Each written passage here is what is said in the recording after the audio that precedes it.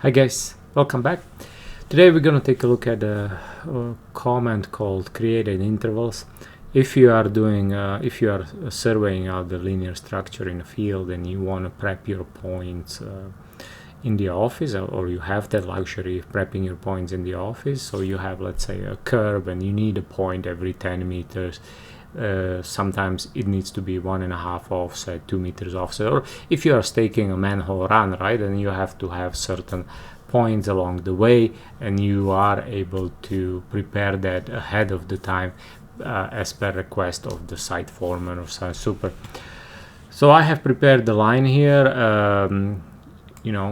sloping line. So let's hit edit. I am going from 100 to 102 meters, and I believe this line it's about 93.5 meters long. So let's take a quick peek how can we quickly subdivide it and what other properties we have. So under CAD you have created intervals. We hit that and the command pane will open, and you have the option of selecting entity or selecting 2 points. Since we're gonna use our existing line, imagine it's a curve, or like I said, a manhole run from manhole 1 to manhole 2. Now we know it's about 93 meters, so what I'm gonna do is I'm gonna put, I want a point every 15 meters. You can choose your starting point, the layer, and let's go, let's call it invert elevation, so I know what it is. Create the grid points, right, so you can create the control or whatever. Horizontal offset and vertical offset, we'll test that out in a few seconds. So once I hit apply, it created the 7 points, 1 point on each end, as you can see, and then the points along the line. I'm going to turn on the elevation. As you can see, it interpolated elevation from our object and assigned it to points. So let's try the other few options. Is let's select the same line, let's keep it at 15 meters so we see that, and let's do horizontal offset of 5 meters. So now this is where it comes. When you go and you create your line, when you hit edit on the line, you have those arrows which way the line was created.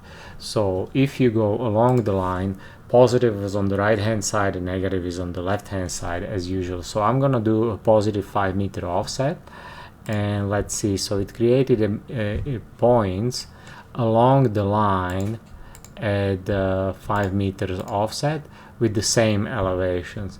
Now you have the option of even doing a vertical offset. So let's go, if this is an invert, then we know we need to do I don't know, 300 for some sand. So I'm gonna go -5 meters offset, -5 meters offset, and I'm gonna go -0.3 down from our invert elevation. So let's see what that does. Once you hit, oh, I haven't selected the line.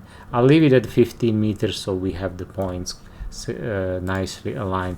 So as you can see, it created a point on the left hand side because I had my negative. And now we're gonna do kind of check. So the first 2 points were 100, and because I chose vertical offset on -30, that means it gave me elevation below that. As you can see, this was elevation 102, and now I'm at 101 700.